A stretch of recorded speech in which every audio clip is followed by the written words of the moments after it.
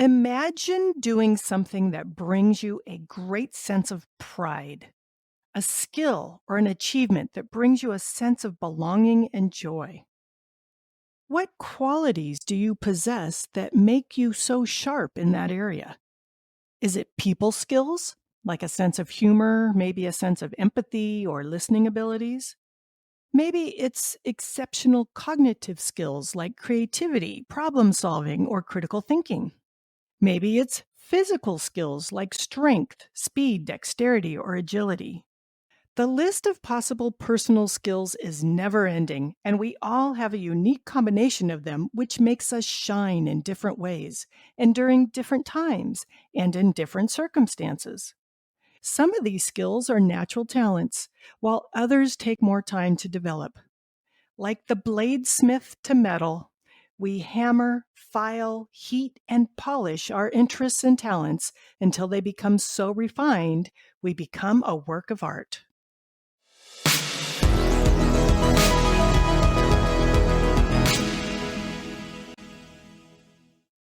Our guest for today's episode makes reference to his interest in knife making, and I just couldn't help but recognize a correlation between knives and our element.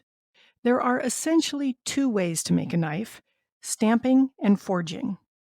Stamping is when you cut the blade from a large sheet of metal with a die, similar to a cookie cutter. And forging is when you take a single bar of metal and use heat and a hammer and other tools to give it its shape. While stamped knives tend to be less expensive because they need to be sharpened more often and they don't last as long, a high quality stamped knife can be stronger than a low quality forged knife. It makes me think of those who came from humble beginnings and went on to do great things. Historical influencers like Benjamin Franklin and Marie Curie, to those of modern day like Steve Jobs and Oprah Winfrey. And it also makes me think of the current mayor of Escondido. Dane White has a fabulous story of coming from humble beginnings to go on to do great things. Let's see what he has to say.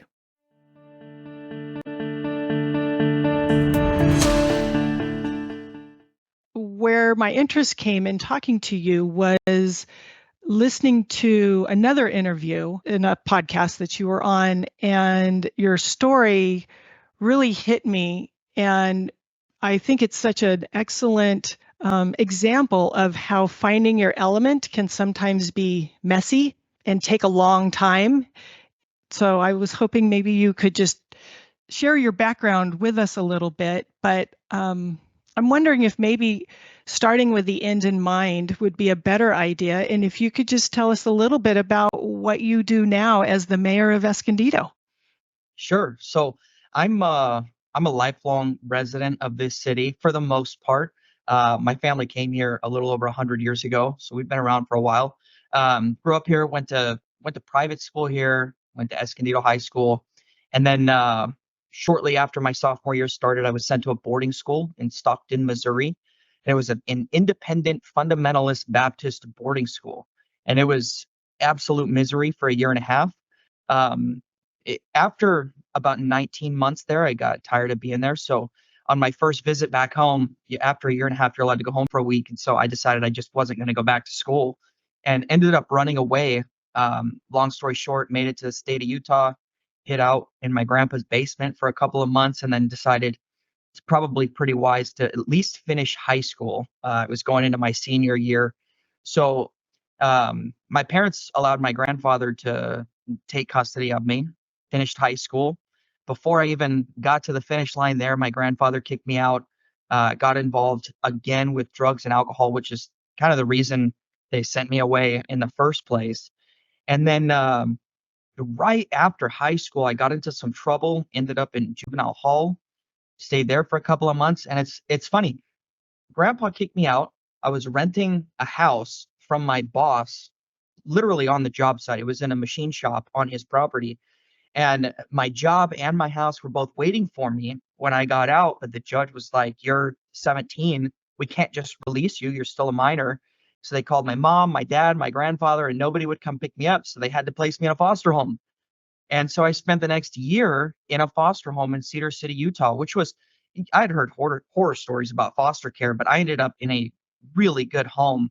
My very first night there, I got up in the middle of the night, I think 1 or 2 in the morning to get a drink of water, and did not know the house was actually, it was pretty secure. They had sensors everywhere, and I'm standing in the kitchen getting a glass of water in my pajamas, and my foster dad runs upstairs and says, we've kind of got the place wired, so you tripped something that woke us up.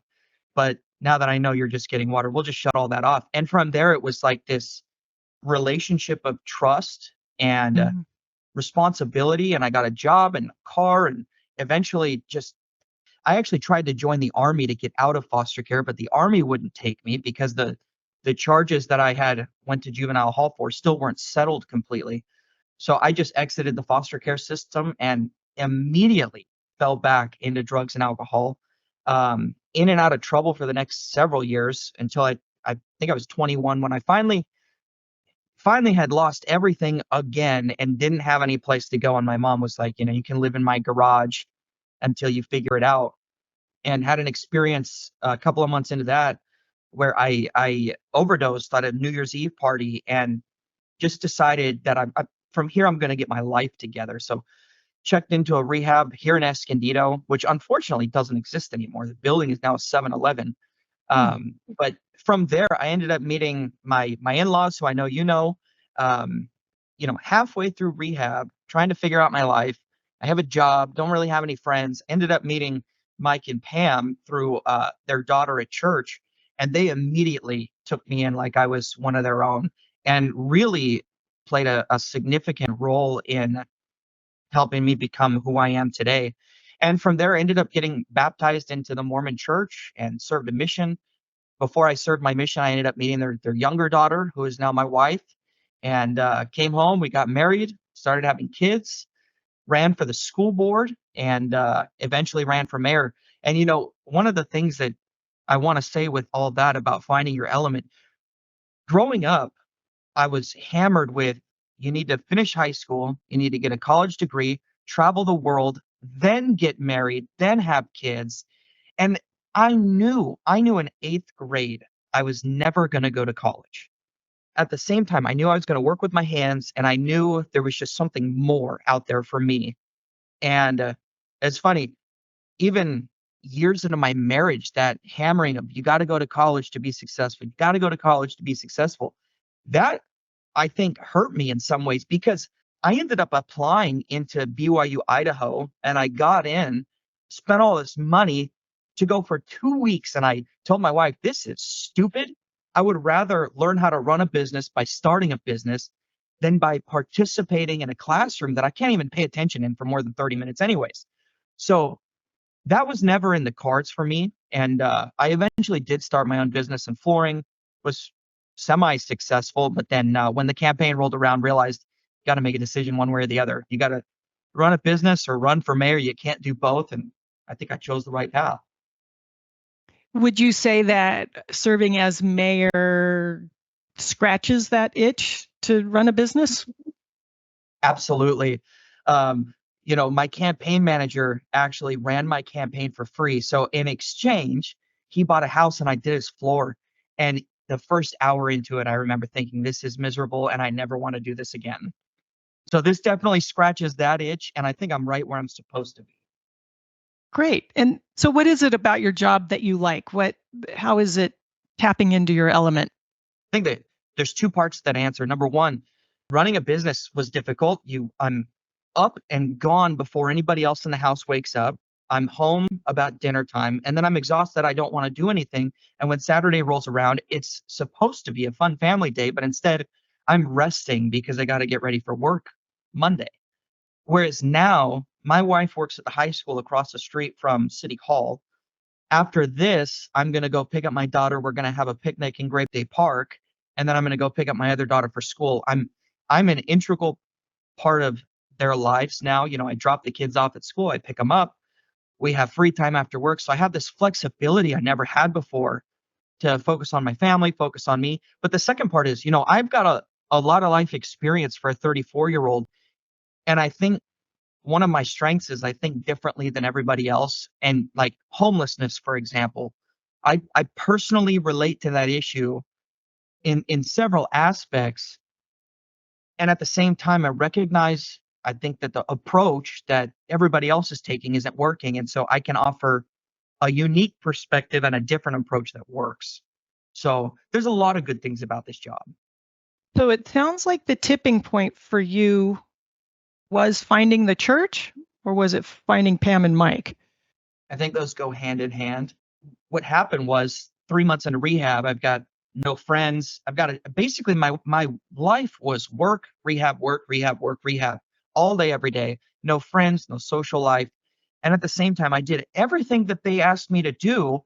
And I was more miserable then than I was living on the streets by Mm-hmm. tenfold. Because now you're sober and miserable and you have to deal with your emotions. You can't go off and get high to fix everything. So then when I found the church, I think the church offered me structure and it offered me purpose. Um, Before, you wonder, who am I? Why am I even here? What am I doing here?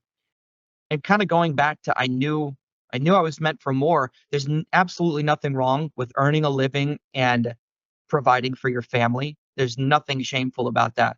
But when you're doing it and you know there's something more out there for me and I just can't figure out what it is, Mike specifically is the one who pointed me in that direction. He was the one that encouraged me to run for school board, which ultimately led here. Right. So you mentioned purpose, and I just love that because that's one of the things we're all about is an opportunity to achieve mastery through autonomy and a sense of purpose. And looking back, if you knew then what you know now, like what could you tell your teenage self that might have shortened that learning curve for you so you didn't have to keep, that whole pendulum of clean and not clean and Somebody asked me that same question last week, and I had to think about it for a minute. And the only thing really, if I could go back and tell myself one thing, it would be to stop caring about what everybody else thinks. mm, Because, like I said, in eighth grade, I just knew college wasn't in the cards for me. I knew I was going to work with my hands, but I was being told you have to go to college to be successful. And those jobs where you work with your hands, those are dirty and disgusting and you don't make any money. And nothing could have been further from the truth. And then at the same time, I think I wanted so badly to be liked and to be loved and to be respected that I was willing to do anything and like sacrifice my morals and my standards and sacrifice family relationships for people who really now don't mean anything to me and have done nothing for me. so if I'm a young adult or a teenager and I am not fortunate enough to have a mic in my life to say, give this a try, are there some ways that you think, it's like maybe some self reflection kinds of questions that can guide you in that same direction as far as understanding what you like and what you don't like? That's a solid question. Um, you know what? I am of the belief that everybody has a voice inside of them telling them what is good and what is bad. And I think we all have that moral compass somewhere deep down inside. And if you can find that moral compass and go where it says to go, everything is going to turn out all right. It's not always going to be pretty and it's not always going to be easy. And sometimes it's going to be lonely and miserable. But at the end of that road, there's something far greater than the other side.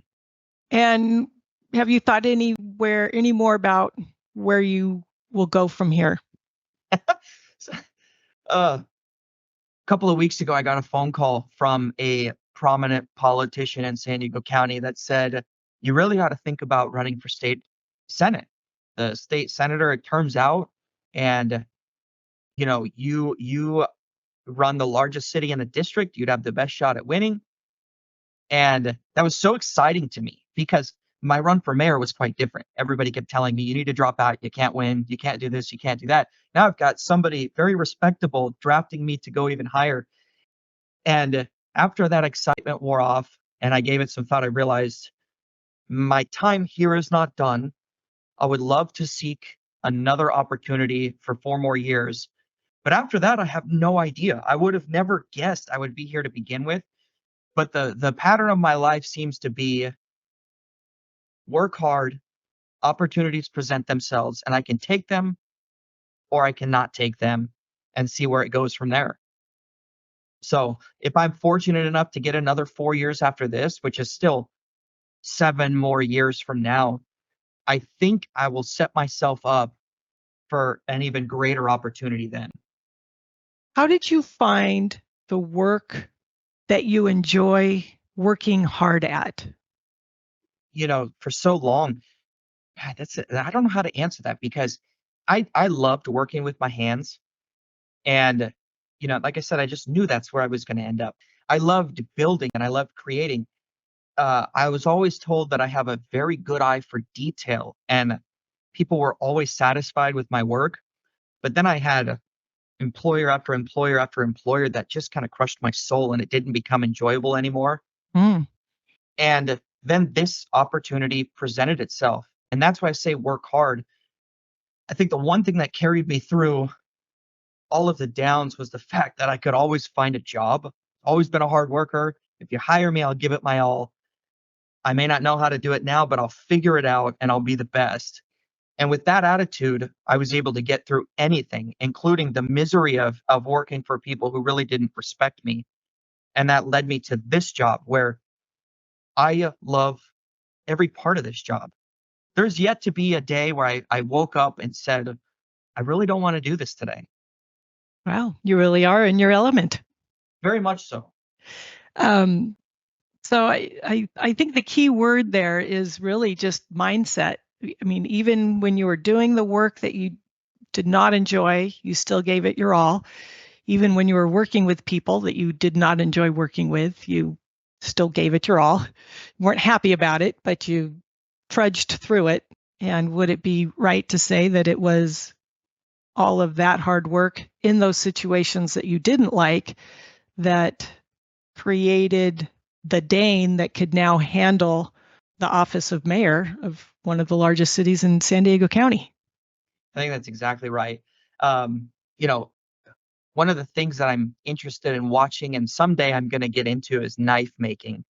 Hmm. And you watch these guys hold steel over and over and over again, and it gets put in the fire and hammered and put in the fire and hammered over and over again until this nearly unbreakable piece of steel becomes this beautiful knife.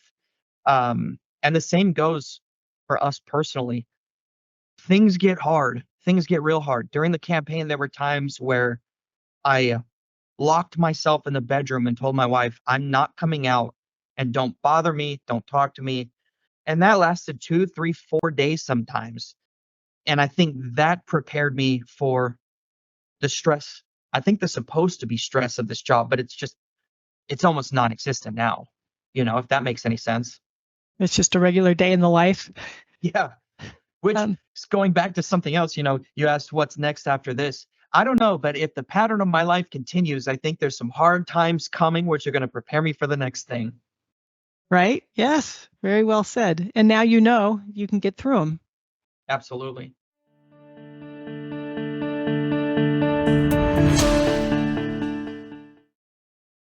Well, we all know that considering different people's perspectives is good for keeping an open mind. But as Dane points out, at the end of the day, it is our own voice or moral compass that matters most. What gives us a sense of belonging and significance is different for each of us. Dane knew college was not the answer for him. For decades, he thought working with his hands would be the key to his happiness.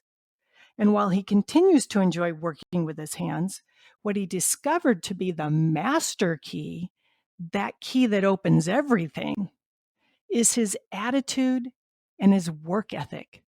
Those are the qualities that bring him a sense of pride and sharpen his element. Get it? Sharpen knives. Anyways, so here's this episode's reflect and connect exercise. What is something you've thought you would like to be or be better at?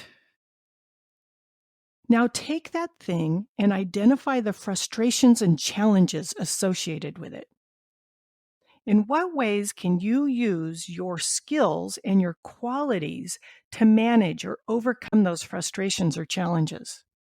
What purpose would that thing or being serve in your life or the life of others? Who can help you, either through motivation or mentoring, to get to where you want to go? These guiding questions are laid out in a document for reflection in our show notes if you're interested in using them for yourself or others. As you work through your way through the process, you'll recognize it is through patience, perseverance, purpose, and people that we find our element.